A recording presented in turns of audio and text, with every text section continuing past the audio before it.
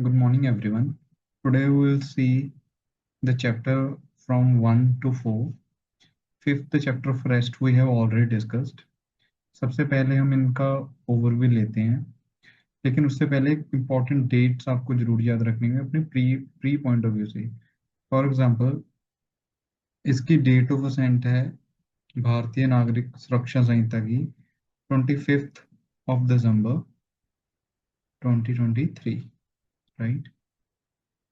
ये तो उसकी डेट ऑफ असेंट हो गई, राइट। अब इसकी डेट ऑफ एनफोर्समेंट है इसकी 1 जुलाई 2024। तो इन चीजों का आपने ध्यान रखना है, ये प्री के पॉइंट ऑफ व्यू से बहुत ज्यादा इंपॉर्टेंट है।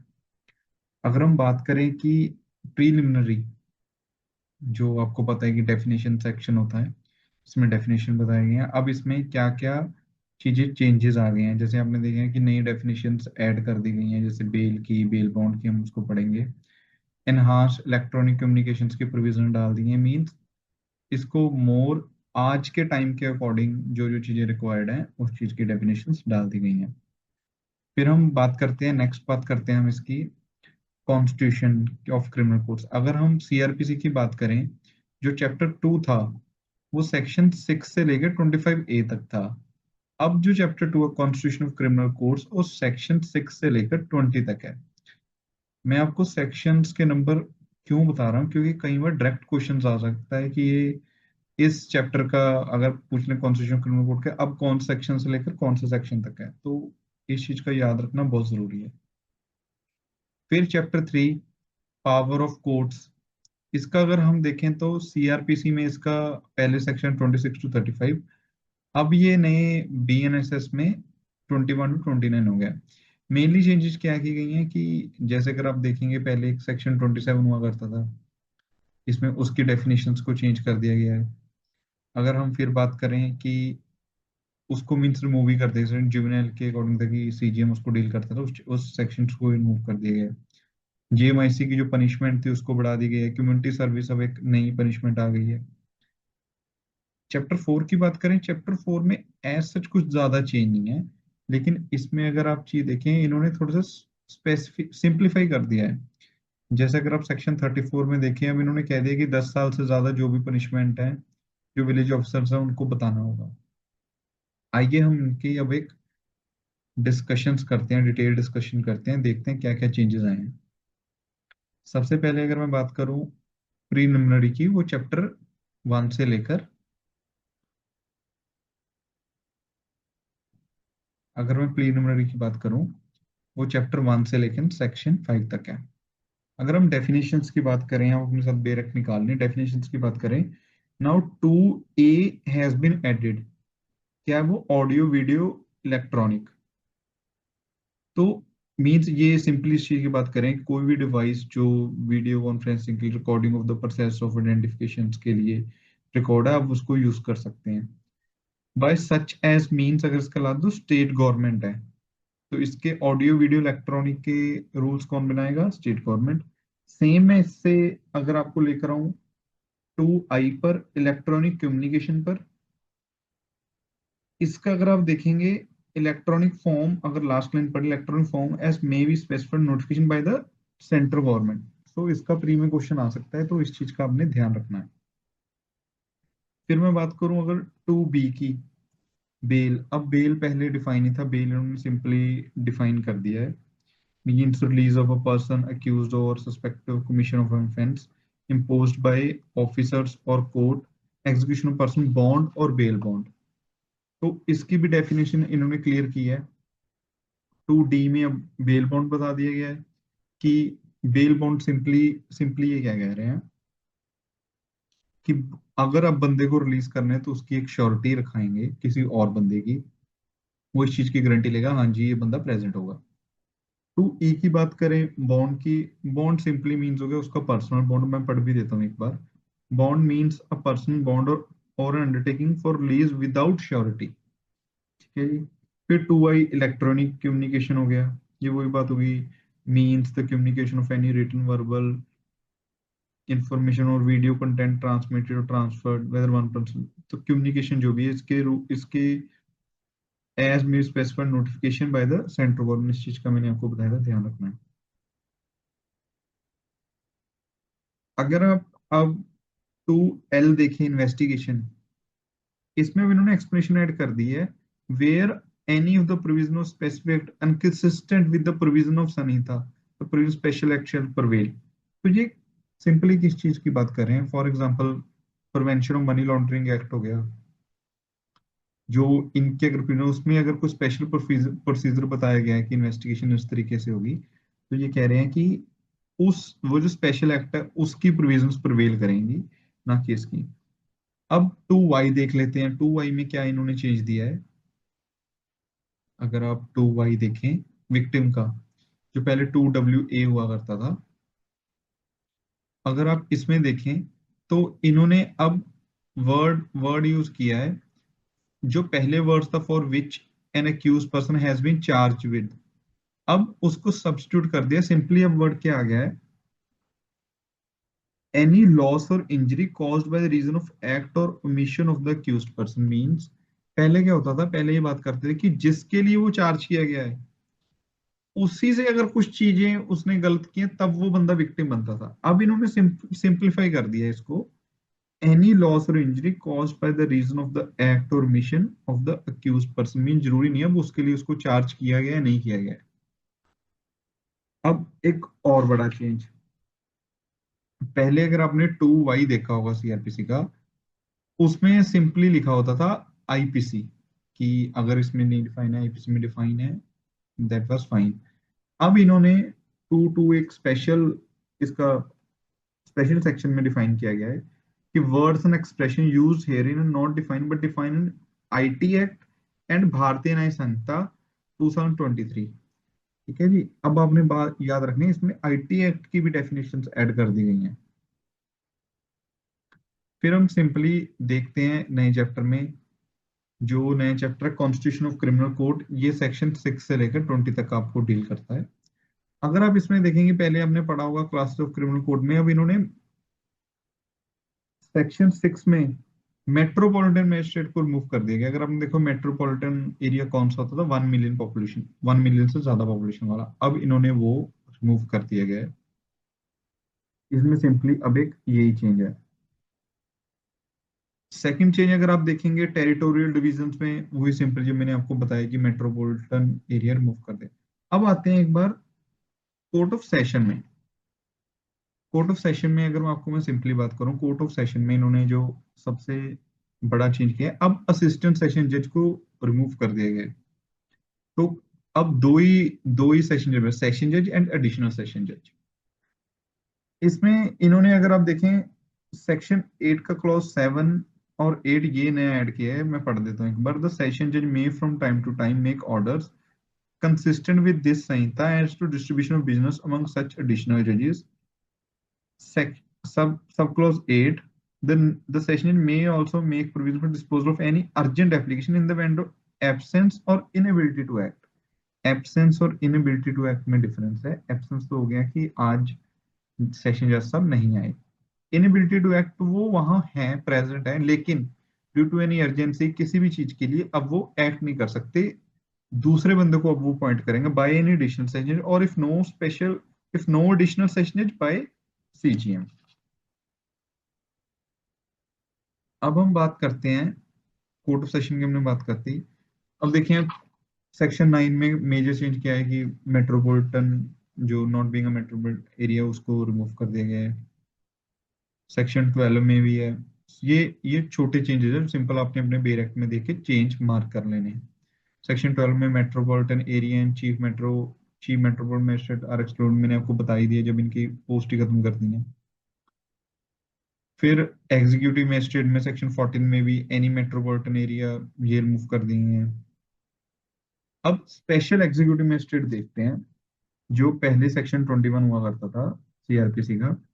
इन्होंने क्या किया है कि पहले हमने देखा होगा कि स्पेशल एग्जीक्यूटिव मजिस्ट्रेट किसी एक एग्जीक्यूटिव मजिस्ट्रेट जो फिट होता था उसको अपॉइंट कर देते थे, लेकिन अब इन्होंने कहा है कि अगर आप पढ़े सेक्शन 15 में, the state government may appoint for such term as it may think fit executive magistrate or any police officer not below the rank of superintendent of police or equivalent to be known as special executive magistrate. Special executive magistrate state government पहले जो executive magistrate होते थे उनमें से appoint करती, लेकिन अब इन्होंने एसपी रैंक के लेवल का कम से कम व्यक्ति जो उसके इक्विवेलेंट हो उसको भी अपॉइंट कर सकते हैं। अब अगर बात करें सेक्शन 17 की, सबऑर्डिनेशन एग्जीक्यूटिव मजिस्ट्रेट इनकी बताई है। इसमें पहले वर्ड होता था सेक्शन 23 में, other than additional district magistrate are excluded. तो अगर हम अब इसकी 17 की बात करें, अब सीधा इन्होंने लिख दिया सभी अंडर है। अब जो एडिशनल डिस्ट्रिक्ट जज है वो वर्ड्स हटा दिए गए हैं, all executive magistrate shall be subordinate to district magistrate. अब हम बात कर लेते हैं पब्लिक प्रोसिक्यूटर की, जो सेक्शन 24 हुआ करता था सीआरपीसी का। अब ये नया सेक्शन 18 है। ये प्री में डायरेक्ट क्वेश्चन आ सकता है, आपने याद रखना है। अब ये सेक्शन 18 है। पब्लिक प्रोसिक्यूटर में एक नया प्रोवाइजो डाल दिया गया है। नया प्रोवाइजो क्या डाल दिया गया है कि अगर national capital territory of Delhi, means ये दिल्ली की बात कर रहे हैं, जो यूटी है, उसमें जो है पीपी, आपने अगर देखा उसमें ड्यूल सिस्टम है। उसमें गवर्नमेंट तो पॉइंट होती है, लेकिन कुछ जो हिस्से हैं लॉ एंड ऑर्डर के वो सेंट्रल गवर्नमेंट के पास ही रहते हैं। ये वही बात बता रहे हैं इसमें कि अगर सिंपल सी बात, अगर लॉ एंड ऑर्डर का उनके पास है तो पीपी वो अपने ही पॉइंट करेंगे। तो इसमें ये चीज बात बताई गई है, the provided that for national capital territory of Delhi the central government shall after the consultation with the high court of Delhi appoint the public prosecutor, additional public prosecutor for the purposes of this subsection. तो इसमें ये simply बता रहे हैं कि central government with the consultation of high court of Delhi appoint करेगी। ये हमने याद रखना है। अब बात करते हैं असिस्टेंट पब्लिक प्रोसिक्यूटर की।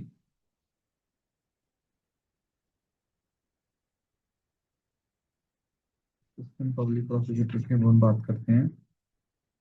अगर हम देखें इसमें इसमें कुछ ऐसी सेंस चेंज नहीं की गई है।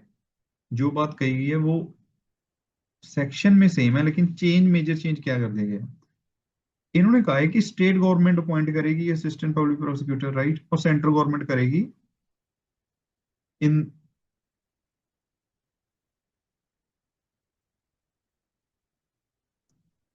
स्टेट गवर्नमेंट प्रोवाइड अपॉइंट करेगी, सेंट्रल गवर्नमेंट अपॉइंट करेगी, राइट। लेकिन अगर किसी वजह से, पहले भी क्या होता था, अगर आपने फ्रेज देखा हो तो पहले सीआरपीसी में सिंपल चीज ली गई थी कि DM can appoint, means DM can appoint in the case अगर कोई अवेलेबिलिटी नहीं है। अब इन्होंने स्पेसिफिक कर दिया कि without prejudice to provisions contain in subsection 1 and 2 where no assistant public prosecutor is available the DM can, but अब उसको 14 डेज का इंटिमिडेशन देना होगा स्टेट गवर्नमेंट को। कहने का मतलब ये कि पहले था वो सीधा पॉइंट कर सकता है डीएम, लेकिन अब 14 डेज का इंटिमिडेशन उसे देना देना पड़ेगा स्टेट गवर्नमेंट को, स्टेट गवर्नमेंट को। क्यों? क्योंकि हो सकता है स्टेट गवर्नमेंट ने अपना पॉइंट करना उनसे पहले, इसलिए स्टेट गवर्नमेंट को बताना जरूरी है। दूसरी चीज देखें कि इज नॉट, अगर आप डी में देखें, it's not below the rank of inspector. अब हम इसकी एक और बात देखते हैं, इसका बाकी मीनिंग सेम है। अब डायरेक्टरेट ऑफ प्रोसिक्यूशन की बात करते हैं, सेक्शन 20 में है। इसका इन्होंने एक नया क्लॉज ऐड किया है, बी। अगर आप सब सेक्शन 1 का क्लॉज बी देखेंगे, district directorate prosecution every district consisting of as many deputy directors and assistant director of prosecution as it thinks fit. अब इनकी रिक्वायरमेंट्स क्या है? अगर आप देखें ए, अगर हम देखें सब सेक्शन सेक्शन 20 का सब सेक्शन 2 का पॉइंट ए देखें, director of prosecution deputy director कौन लग सकते हैं? मिनिमम प्रैक्टिस चाहिए 15 ईयर्स। ये मैं आपको क्यों कह रहा हूं, क्योंकि ये आपका प्री का क्वेश्चन बनता है, राइट। अब जो है इसमें मिनिमम प्रैक्टिस कितनी चाहिए? That is 15 years. अगर आपने डायरेक्टर ऑफ प्रोसिक्यूशन, जा आप कौन हो, और हैज बीन, इज और हैज बीन, सेशन जज हो आप, राइट। असिस्टेंट डायरेक्टर प्रोसिक्यूशन कौन बनता है, उसमें प्रैक्टिस की कम से कम मिनिमम चाहिए 7 years और हैज बीन जेएमआईसी हो मिनिमम, ठीक है जी। अब ये उसकी क्वालिफिकेशंस हैं जो चाहिए, ये प्री के लिए बहुत इंपॉर्टेंट है, इसको मार्क कर लेना जी। अगर हम इसमें देखें फ्रेजेस 7, 8, जैसे डायरेक्टर पर shall be monitor case in which offensive punish, और ये अब इन्होंने बता दी है किसकी कौन कौन सी ड्यूटी होगी। डायरेक्टर प्रोसिक्यूशन देखेंगे केस से पनिशर फॉर 10 years और मोर और लाइफ और with death and to give opinion filing of appeals. Deputy director क्या होगी, deputy shall examine and scrutinize police report monitor the case in which offences are punishable for 7 years और more but less than 10 years। Assistant कौन से cases को देगा, shall monitor the cases in which the offence are punishable और less than 7 years।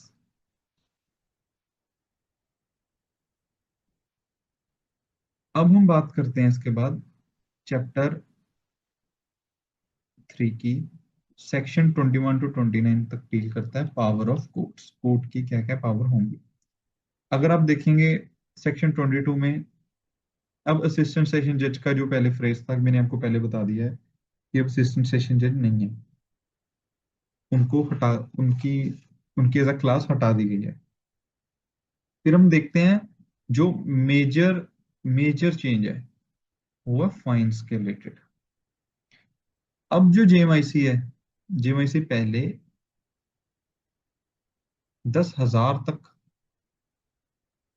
Punishable punish कर सकते थे। 3 years अब भी सेम है, लेकिन फाइन को इंक्रीज कर दिया, अब इनका फाइन कर दिया है 50,000, ठीक है जी। मैक्सिमम 50,000 तक कर सकते हैं। और बोथ और कम्युनिटी सर्विस, इसके बारे में हम बाद में बात करते हैं, कम्युनिटी सर्विस क्या इन्होंने ऐड की है। फिर अगर सेकंड क्लास की बात करें, उसका उनका फाइन भी इंक्रीज कर दिया गया है फ्रॉम 5,000, पहले 5,000 था, अब कितना हो गया जी, अब हो गया है 10,000, ठीक है जी। अब 10,000 हो गया। और वो तो कम्युनिटी सर्विस, अब कम्युनिटी सर्विस इन्होंने जो एक नई एक्सप्लेनेशन ऐड की है, उसका मतलब क्या है कम्युनिटी सर्विस का।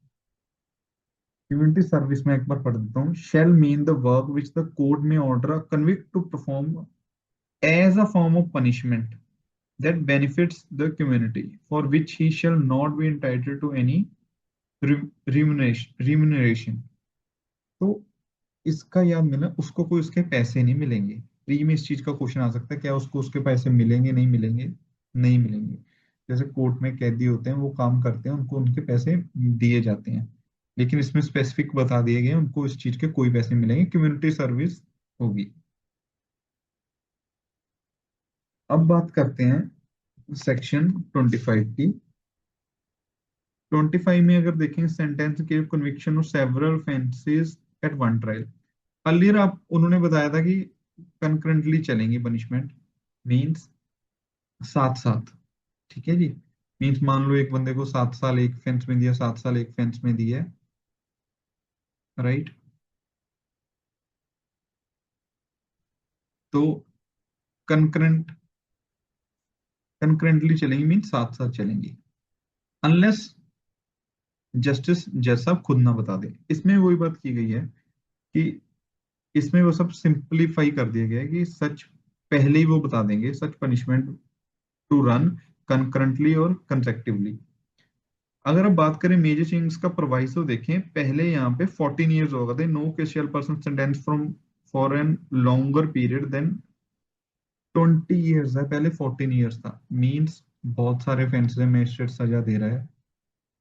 पहली बात तो वो डबल नहीं दे सकता अपने जो मींस जितनी उतनी पनिशमेंट। फॉर एग्जांपल अगर हम बात करें, इसमें लिखा हुआ ना that sentence from imprisonment, nor in no case shall such person stand for longer than period than 20 years. The B point, the aggregate punishment shall not exceed twice the amount of punishment which the court is competent to inflict for a single offense।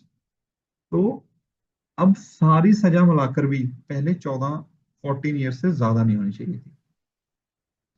अब इन्होंने कितना कर दिया, अब 20 year से ज्यादा ना हो, राइट। इस चीज का आपने ध्यान रखना है। फिर हम बात करते हैं हमारे नेक्स्ट चैप्टर की, जो सेक्शन 30 से 34 तक है, जिसमें पावर ऑफ सुपीरियर ऑफिसर्स ये बताए हुए हैं। अब हम बात करेंगे सेक्शन 31 में। पहले अगर आपने देखा होगा उसमें फ्रेज था 37, जो था उसमें फ्रेज था रेलवे कैनल, राइट। अब इन्होंने क्या किया है, अब इन्होंने ये वर्ड्स एक्सक्लूड कर दिए गए हैं, राइट। अब सीधा उन्होंने in the prevention of any injury attended commit to any public property means, अब डेफिनेशन वाइड कर दी गई है। कोई भी अगर पब्लिक प्रॉपर्टी है उसको अगर आप इंजरी बचाने की कोशिश कर रहे हो, पब्लिक को असिस्ट करना होगा, मैजिस्ट्रेट एंड पुलिस को। ये सी क्लॉज आपने देख लेना है, इसमें ये चेंज आएंगे। अब 34 की बात करें, 34 में एक बार पढ़ देता हूँ। सेक्शन 34 अगर आप देखें, duty of officers employed in connection with affairs of a village to make certain report. इसमें अगर आप सब सेक्शन 2 देखेंगे, सेक्शन 2 का पॉइंट 2 देखेंगे, इसमें अब इन सिंपली लिख दिया है without स्पेसिफिंग the sections, offense punishable with imprisonment for 10 years or more or with imprisonment of life or with death under भारतीय न्याय संहिता 2023। सो ये बेसिकली सेक्शंस बताने की बजाय ये सिंपली इन्होंने ये कह दिया कि अगर अब कोई इम्प्रिजनमेंट 10 साल से ज्यादा है, लाइफ इम्प्रिजनमेंट डेथ से पनिशेबल, आपको बतानी होगी, ये आपकी ड्यूटी है। अब आपने देखा कि हमने चैप्टर 1 से शुरू किया, चैप्टर 4 पे खत्म किया, और हमने चैप्टर 5 अरेस्ट ऑलरेडी हमने डिस्कस कर लिया है। इसके बाद हम नेक्स्ट चैप्टर्स ऐसे उठाएंगे जैसे सेक्शन चैप्टर 6 उठा लेंगे। अगर आपको इस सेशन में कोई भी डाउट हो तो आप मुझे कमेंट्स कर सकते हैं। इस सेशंस का बेसिकली सिंपल मतलब यही है कि आपको चेंजेस बताना। मेरी कोशिश ये है कि आपको मैं प्रॉपर चेंज बताऊं कि प्री में आप कभी भी मार ना खा सके और इंटरव्यू के क्वेश्चंस आप आसानी से आंसर कर सकें। कोई भी आपका डाउट हो प्लीज आप कमेंट कर देना। Thank you.